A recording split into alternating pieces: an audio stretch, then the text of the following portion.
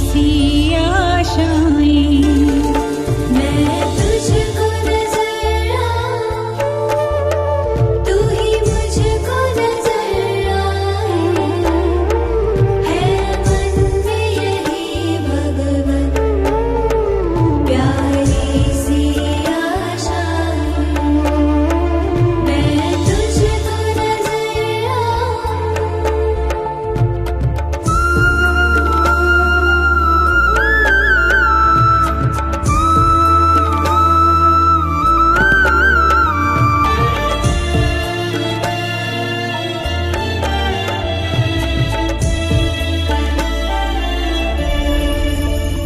मेरे लिए मेरे दाता तू सबसे मूल्यवान है,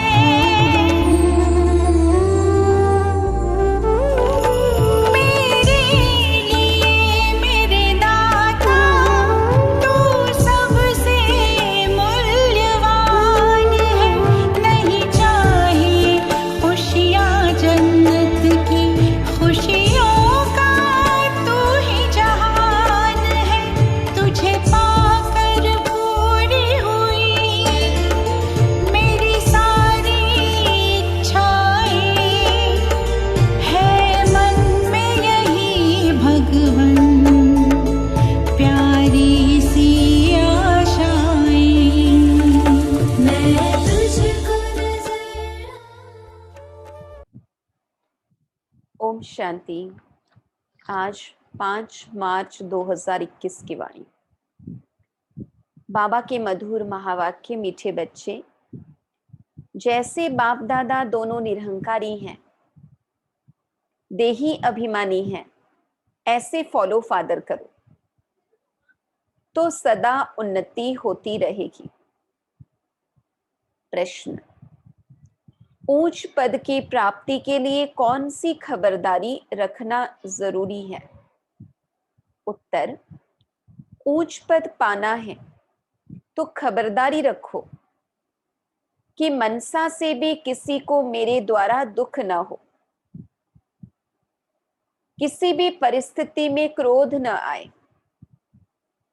बाप का बनकर बाप के कार्य में इस रुद्र यज्ञ में विघ्न रूप न बने। अगर कोई मुख से बाबा बाबा कहे और चलन रॉयल न हो तो ऊंच पद नहीं मिल सकता। ओम शांति। बच्चे अच्छी तरह से जानते हैं कि बाप से वर्षा पाना है जरूर। कैसे? श्रीमत पर बाप ने समझाया है, एक ही गीता शास्त्र है जिसमें श्रीमत भगवानुवाच है। भगवान तो सबका बाप है। श्रीमत भगवानुवाच तो जरूर भगवान ने आकर श्रेष्ठ बनाया होगा, तब तो उसकी महिमा है। श्रीमद् भगवद गीता अर्थात श्रीमद् भगवानुवाच, भगवान तो जरूर ऊंचते ऊंच ठहरा। श्रीमद् भी उस ही एक शास्त्र में गाई हुई है, और कोई शास्त्र में श्रीमद् भगवानुवाच नहीं है। श्रीमद् किसकी होनी चाहिए वो लिखने वाले भी समझ न सके, उसमें भूल क्यों हुई है वह भी बाप आकर समझाते हैं। रावण राज्य शुरू होने से ही रावण मत पर चल पड़ते हैं। पहले कड़े ते कड़ी भूल इन रावण मत वालों ने की है। रावण की चमाट लगती है। जैसे कहा जाता है शंकर प्रेरक है, बॉम्ब्स आदि बनवाए हैं, वैसे 5 विकारों रूपी रावण प्रेरक है मनुष्य को पतित बनाने का। तब तो पुकारते हैं, हे पतित पावन आओ। तो पतित पावन एक ही ठहरा ना। इससे सिद्ध है कि पतित बनाने वाला और है, पावन बनाने वाला और है, दोनों एक हो नहीं सकते। यह बातें तुम ही समझते हो नंबरवार पुरुषार्थ अनुसार। ऐसे मत समझना कि सभी को निश्चय है, नंबरवार है। जितना निश्चय है उतनी खुशी बढ़ती है। बाप की मत पर चलना होता है। श्रीमत पर हमको यह स्वराज्य पद पाना है। मनुष्य से देवता बनने में देरी नहीं लगती है। तुम पुरुषार्थ करते हो, मम्मा बाबा को फॉलो करते हो। जैसे वह आप समान बनाने की सर्विस कर रहे हैं, तुम भी समझते हो हम क्या सर्विस कर रहे हैं और मम्मा बाबा क्या सर्विस कर रहे हैं। बाबा ने समझाया था कि शिव बाबा और ब्रह्मा दादा दोनों इकट्ठे हैं, तो समझना चाहिए कि सबसे नजदीक हैं। इनका ही संपूर्ण रूप सूक्ष्म वतन में देखते हैं तो जरूर यह तीखा होगा। परंतु जैसे बाप निरहंकारी है, देही अभिमानी है, वैसे यह दादा भी निरहंकारी है। कहते हैं कि शिव बाबा ही समझाते रहते हैं। जब मुरली चलती है तो बाबा खुद कहते हैं कि समझो कि शिव बाबा इन द्वारा सुना रहे हैं। यह ब्रह्मा भी जरूर सुनता होगा। यह न सुने और न सुनाए तो ऊंच पद कैसे पाए। परंतु अपना देह अभिमान छोड़ कहते हैं कि ऐसे समझो कि शिव बाबा ही सुनाते हैं। हम पुरुषार्थ करते रहते हैं, शिव बाबा ही समझाते हैं। इसने तो पतितपना पास किया हुआ है। मम्मा तो कुमारी थी तो मम्मा ऊंच चली गई। तुम भी कुमारियां मम्मा को फॉलो करो।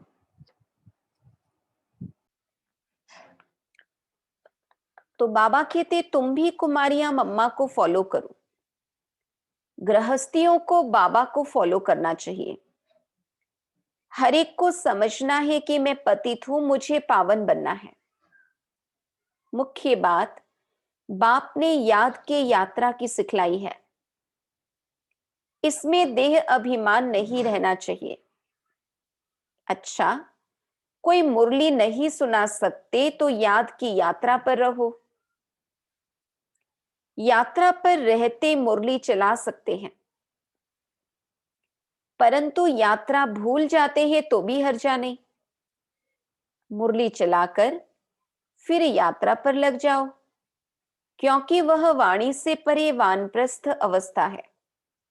मूल बात है, देही अभिमानी हो, बाप को याद करते रहें और चक्र को याद करते रहें। किसी को दुख न दे, यही समझाते रहे बाप को याद करो। यह है यात्रा। मनुष्य जब मरते हैं तो कहते हैं स्वर्ग पधारा। अज्ञान काल में कोई स्वर्ग को याद नहीं करते हैं।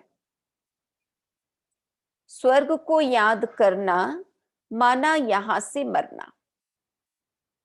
ऐसे तो कोई याद नहीं करते। अभी तुम बच्चे जानते हो हमको वापस जाना है। बाप कहते हैं जितना तुम याद करेंगे उतना खुशी का पारा चढ़ेगा, वर्षा याद रहेगा। जितना बाप को याद करेंगे उतना हर्षित भी रहेंगे। बाप को याद न करने से मूंझते हैं, गुटखा खाते रहते हैं। तुम इतना समय याद नहीं कर सकते। बाबा ने आशिक माशुक का मिसाल बताया है। वह भल धंधा करते हैं और वह भल खर्चा चलाती रहती, तो भी उसके सामने माशुक आकर खड़ा हो जाता। आशिक माशुक को याद करते, माशुक फिर आशिक को याद करते। यहां तो सिर्फ तुमको एक बाप को याद करना है। बाप को तो तुमको याद नहीं करना है। बाप सबका माशुक है। तुम बच्चे लिखते हो कि बाबा आप हमको याद करते हो। अरे, जो सबका माशूक है वह फिर तुम आशिकों को याद कैसे कर सकेंगे? हो नहीं सकता। वह है ही माशूक, आशिक बन नहीं सकता। तुमको ही याद करना है।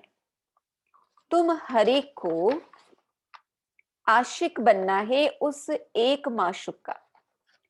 अगर वह आशिक बने तो कितने को याद करे, क्योंकि सारी दुनिया आशिक है उनकी। यह तो हो नहीं सकता। कहता है कि मेरे ऊपर पापों का बोझा थोड़ी ही है जो किसको याद करूं। तुम्हारे ऊपर बोझा है। बाप को याद नहीं करेंगे तो पापों का बोझा नहीं उतरेगा।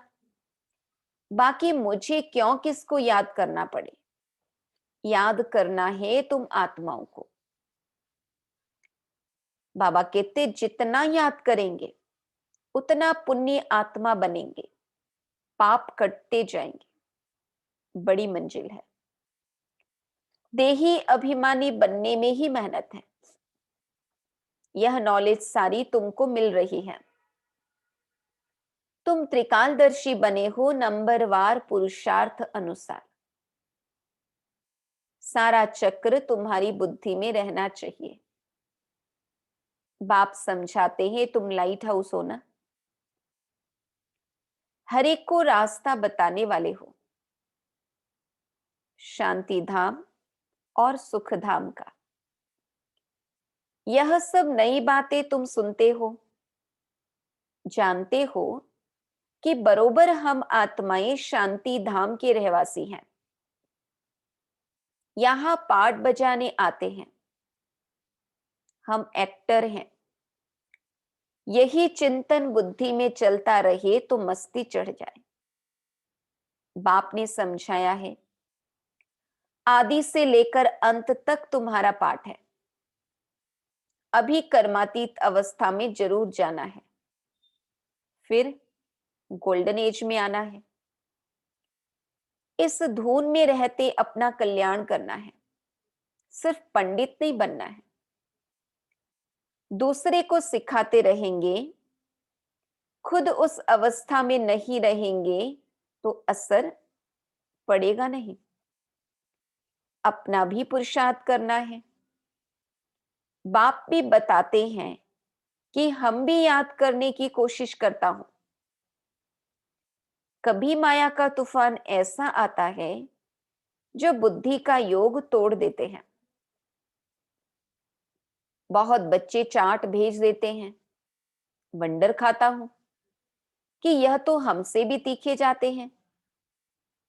शायद वेग आता है तो चार्ट लिखने में लग जाते हैं, परंतु ऐसी अगर तीखी दौड़ी पहने तो नंबर 1 में चले जाएं, परंतु नहीं, वह सिर्फ चार्ट लिखने तक है।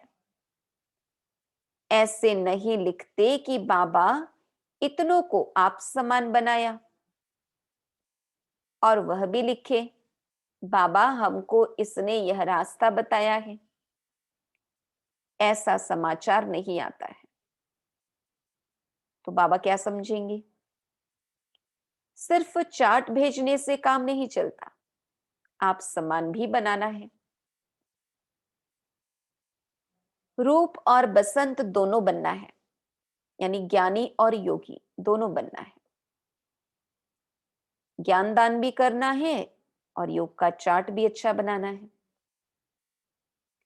नहीं तो बाप समान नहीं ठहरे। रूप भी बसंत भी एक्यूरेट बनना है, इसमें ही मेहनत है। देह अभिमान मार डालता है। रावण ने देह अभिमानी बनाया है। अभी तुम देही अभिमानी बनते हो। फिर आधा कल्प के बाद माया रावण देह अभिमानी बनाती है। देही अभिमानी तो बहुत मीठा बन जाते हैं, संपूर्ण तो अभी कोई भी बना नहीं है। इसलिए बाबा हमेशा कहते हैं कि किसी के भी दिल को रंज नहीं करना है, नाराज नहीं करना है, दुख नहीं देना है। सबको बाप का परिचय दो। बोलने करने की भी बड़ी रॉयल्टी चाहिए। ईश्वरीय संतान के मुख से सदैव रतन निकलने चाहिए। तुम मनुष्यों को जीदान देते हो, रास्ता बताना है और समझाना है। तुम परमात्मा के बच्चे हो ना, उनसे तुमको स्वर्ग की राजाई मिलनी चाहिए। फिर अब वह क्यों नहीं है? याद करो, बरोबर बाप से वर्षा मिला था ना। तुम भारतवासी देवी देवताएं थे, तुमने ही 84 जन्म लिए। तुम समझो कि हम ही लक्ष्मी नारायण के कुल के थे। अपने को कम क्यों समझते हो? अगर कहते कि बाबा सब थोड़ी बनेंगे, तो बाबा समझ जाता कि यह इस कुल का नहीं। अभी से ही थिरकने लग पड़ा है। तुमने 84 जन्म लिए हैं। बाप ने 21 जन्मों की प्रारब्ध जमा कराई, वह खाया, फिर ना यानी समाप्त होना शुरू हो गई। कट चढ़ते चढ़ते तमो प्रधान कौड़ी मिसल बन पड़े हो। भारत ही 100% सॉल्वेंट था, यानी साहूकार था। इन्हों को यह वर्षा कहां से मिला? एक्टर्स ही बता सकेंगे ना, मनुष्य ही एक्टर हैं। उनको यह पता होना चाहिए कि इन लक्ष्मी नारायण को बादशाही मिली कहां से। कितनी अच्छी अच्छी पॉइंट्स हैं। जरूर आगे जन्म में ही यह राज्य भाग्य पाया होगा। बाप ही पतित पावन है। बाप कहते हैं मैं तुमको कर्म, अकर्म और विकर्म की गति समझाता हूं। रावण राज्य में मनुष्य के कर्म विकर्म हो जाते हैं, वहां तुम्हारे कर्म अकर्म होते हैं। वह है दैवी सृष्टि, सतयुग।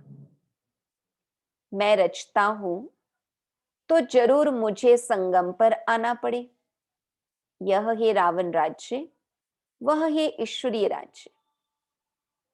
ईश्वर अब स्थापना करा रहे हैं। तुम सब ईश्वर के बच्चे हो, तुमको वर्षा मिल रहा है। भारतवासी ही सॉल्वेंट थे, अब इनसॉल्वेंट बन गए हैं। यह बना बनाया ड्रामा है, इसमें फर्क नहीं हो सकता। सबका झाड़ अपना अपना है, वैरायटी झाड़ है ना। देवता धर्म वाले ही फिर देवता धर्म में आएंगे। क्रिश्चियन धर्म वाले अपने धर्म में खुश हैं, औरों को भी अपने धर्म में खींच लिया है। भारतवासी अपने धर्म को भूलने के कारण वह धर्म अच्छा समझ चले जाते हैं। विलायत में नौकरी के लिए कितने जाते हैं? क्योंकि वहां कमाई बहुत है। ड्रामा बड़ा वंडरफुल बना हुआ है। इसको समझने की अच्छी बुद्धि चाहिए। विचार सागर मंथन करने से सब कुछ समझ में आ जाता है। यह बना बनाया अनादि ड्रामा है। तो तुम बच्चों को आप समान सदा सुखी बनाना है। यह तुम्हारा धंधा है, पतितों से पावन बनाना। जैसे बाप का धंधा वैसे तुम्हारा। तुम्हारा मुखड़ा सदैव देवताओं जैसा हर्षित होना चाहिए, खुशी में। तुम जानते हो हम विश्व के मालिक बनते हैं। तुम हो लवली चिल्ड्रन। क्रोध पर बड़ी खबरदारी रखनी है। बाप आए हैं बच्चों को सुख का वर्षा देने। स्वर्ग का रास्ता सबको बताना है। बाप सुख करता दुख हरता है, तो तुमको भी सुख करता बनना है। किसको दुख नहीं देना है। दुख देंगे तो तुम्हारी सजा 100 गुना बढ़ जाएगी। कोई भी सजा से बच नहीं सकता। बच्चों के लिए तो खास ट्रिब्यूनल बैठती है। बाप कहते कि तुम विघ्न डालेंगे तो बहुत सजा खाएंगे। कल्प कल्पांतर तुम साक्षात्कार करेंगे कि फलाने यह बनेंगे। आगे जब देखते थे तो बाबा मना करते थे कि न सुनाओ। अंत में तो एक्यूरेट मालूम पड़ता जाएगा। आगे चलकर जोर से साक्षात्कार होंगे, वृद्धि तो होती जाएगी, आबू तक क्यों लग जाएगी। बाबा से कोई भी मिल नहीं सकेंगे। कहेंगे अहो प्रभु तेरी लीला। यह भी गाया हुआ तो है ना, विद्वान पंडित आदि भी पीछे आएंगे। उन्हों के सिंहासन भी हिलेंगे। तुम बच्चे तो बहुत खुशी में रहेंगे। अच्छा, मीठे मीठे सिकीलधे बच्चों प्रति मात पिता बाप दादा का याद प्यार। ऐसी याद प्यार एक ही बार मिलती है। जितना तुम याद करते हो उतना तुम प्यार पाते हो। विकर्म विनाश होते हैं और धारणा भी होती है। याद के कितने फायदे। जितना याद उतना बाबा का प्यार। धारणा भी अच्छी होती है, विकर्म भी विनाश होते हैं। बच्चों को खुशी का पारा चढ़ा रहना चाहिए। जो भी आए उनको रास्ता बताएं। बेहद का वर्षा बेहद के बाप से पाना है, कम बात है क्या। ऐसा पुरुषार्थ करना चाहिए। अच्छा, मीठे मीठे सिकीलधे रूहानी बच्चों प्रति रूहानी बाप दादा का याद प्यार और गुड मॉर्निंग। रूहानी बाप के रूहानी बच्चों को नमस्ते। हम रूहानी बच्चों की रूहानी बाप दादा को याद प्यार, गुड मॉर्निंग, नमस्ते नमस्ते नमस्ते। धारणा के लिए मुख्य सार। बोलने चलने में बहुत रॉयल बनना है। मुख से सदैव रतन निकालने हैं। आप समान बनाने की सेवा करनी है। किसी के दिल को रंज यानी नाराज नहीं करना है। क्रोध पर बड़ी खबरदारी रखनी है। मुखड़ा सदैव देवताओं जैसा हर्षित रखना है। स्वयं को ज्ञान योग बल से देवता बनाना है। वरदान, सदा पश्चाताप से परे प्राप्ति स्वरूप स्थिति का अनुभव करने वाले सद्बुद्धिवान भव। जो बच्चे बाप को अपने जीवन की नैया देकर मैंपन को मिटा देते हैं, श्रीमत में मनमत मिक्स नहीं करते, वह सदा पश्चाताप से परे प्राप्ति स्वरूप स्थिति का अनुभव करते हैं। उन्हें ही सद्बुद्धिवान कहा जाता है। ऐसे सद्बुद्धि वाले तूफानों को तोहफा समझ स्वभाव संस्कार की टक्कर को आगे बढ़ने का आधार समझ सदा बाप को साथी बनाते हुए साक्षी हो हर पाठ देखते सदा हर्षित होकर चलते हैं। सदा पश्चाताप से परे प्राप्ति स्वरूप स्थिति का अनुभव करने वाले सद्बुद्धिवान भव। श्लोगन, जो सुखदाता बाप के सुखदाई बच्चे हैं, उनके पास दुख की लहर आ नहीं सकती। जो सुखदाता बाप के सुखदाई बच्चे हैं, उनके पास दुख की लहर आ नहीं सकती। ओम शांति।